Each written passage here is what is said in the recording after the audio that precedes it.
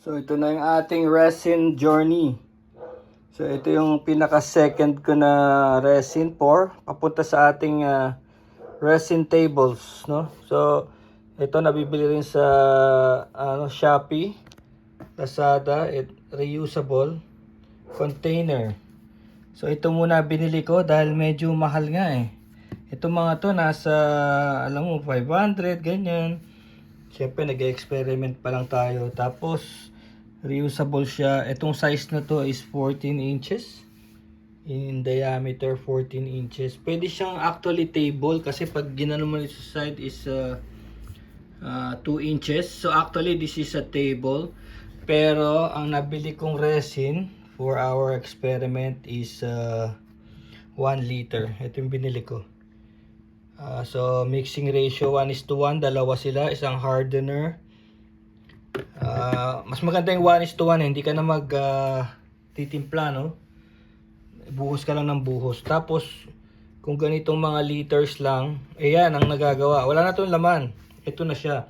So ito yung 1 liter, around 3/4 of an inch, no? Dito sa 14 inches yan. Yan, wala pang 1 inch. 3/4 of an inch. Tuyo na to actually. Pagka pinor mo siya, na-mix mo, pinor. Ano siya may 40 minutes ka to work on it.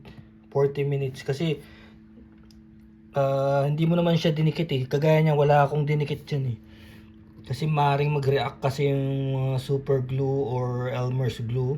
Baka mag-react dito sa resin. Biglang magka-bubbles or magkaroon ng color, no? Color white, ganun. So, eto satisfied naman ako, maganda yung kinalabasan. Kaya lang dahil nga 1 liter, hindi siya napuno.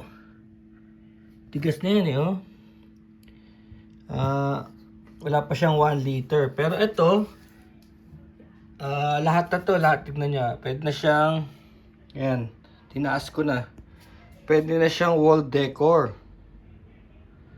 Ganun siya, nakakatuwa. Pwede na siyang wall decor.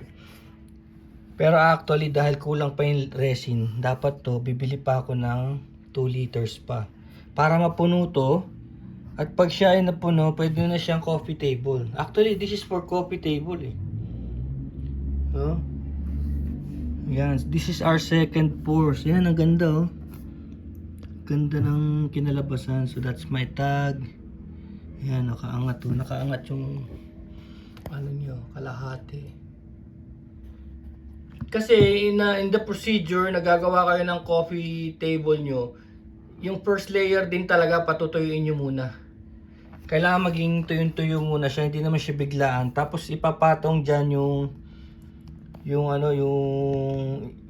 liters pa hanggang sa mapuno. Tapos if there's any bubbles, katulad niyan, halos wala namang naging bubbles. Gagamitan ng blower para mawala yung bubbles. Pero ito wala namang talagang malaking bubbles except here dito sa gilid lang yan oh. So yan medyo liliyahin. Kung gusto mo wala yan, pwedeng i-buff. Yan lang naman na nakita ko. Yung iba wala namang masyado kasi trapped air kasi yun eh. Yung mga bubbles na yan, minsan sa loob ng laruan may mga trapped air. Ito nagka-problema nga ako kay Captain America eh. Lumulutang siya ng lumulutang eh. Para siyang may air sa katawan niya eh. So yan, ito ako'y happy ako dito. Ang ganda, Coca-Cola sa Scottie Pippen. Yun, so either mag-decide ako na gawin tong wall decor or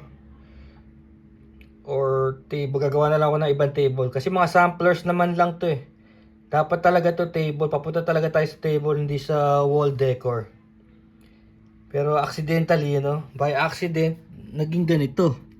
Which I like talaga. I like talaga. Kaysa yung mga laruan nandun. Nasa display cabinet. Mas gusto kong nakaganyan. Kasi pwede mo tong lagyan ng lighting na talaga. Tsaka, siya, washable. Washable siya. Tapos, may coating na kasi lahat yan eh. So, napoprotektahan na rin yung mga laruan, no? Sabihin, mas tatagal ang laruan sa gantong posisyon. Nga lang, for viewing na lang, hindi nalalaroin talaga for viewing. Yun naman ang purpose ng mga collectors eh. View na lang nila yung mga laruan nila eh. Ito talaga. Tapos kung lalagyan mo ng ilaw dito, bahala ka na sa front. Ayun. Parang ganun ang gusto kong mangyari. Bibili na lang akong uling isang set tapos gagawa na naman ako ng panibago. Kasi pagka gumawa ka na ganitong resin table, coffee table, kahit ano pwede mong ilagay dyan. Kahit nakahoy, bakal, or paper. Halimbawa, meron kang mga ganitong art. So, itong art na to, ayan, out in the open. Mabubulok siya, di ba? Tapos ano siya prone siya sa basa, dumi. So kung ilalagay mo siya sa ganitong setup, mape-preserve siya. Like this one, oh. This art has like texture, di ba? So kung ilalagay mo siya sa table, mas ma-appreciate siya. Let's say ganito, oh, di ba? Mas ma-appreciate siya sa table platform. So yun yung nasusunod natin gagawin. Bigla tong parang accident lang to na nagustuhan ko maging wall. Tapos yung effect niya na parang 3D na parang half lang. Parang naging binder lang tong resin. Parang di siya gumalaw in place. And then kalahati nakalabas. Look at this one. Si Pippen, oh. Lalabas siya, oh. Instead na kitang-kita nyo naman naka-coat. Everything is coated, oh. See? Everything's coated. So that's our resin journey. Abangan nyo pa. Medyo magastos kasi ito is 500 lang to. 1 liter lang to. 500 na yan. Tapos dito 500, di ba? So hindi siya cheap, no? Tapos nung una kong ginawa to, nagkamali pa ako.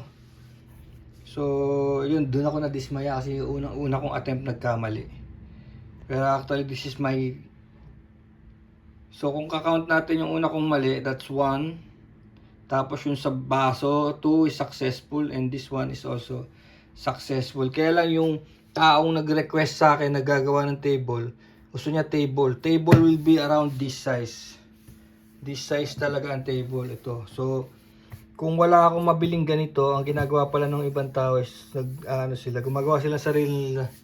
Dito lalagyan nila dito, tapos plastic sa likod. Tapos lalagyan nila ng glue para ng pansilat. Gagawa sila ng sarili nilang size na ganito. Kasi limited lang ang size kasi na itong itong rubber na to. Limited lang, maliliit lang. Wala talaga yung super laking table. For super laking table, kakosto mo talaga. Okay, that's it. Thanks for watching.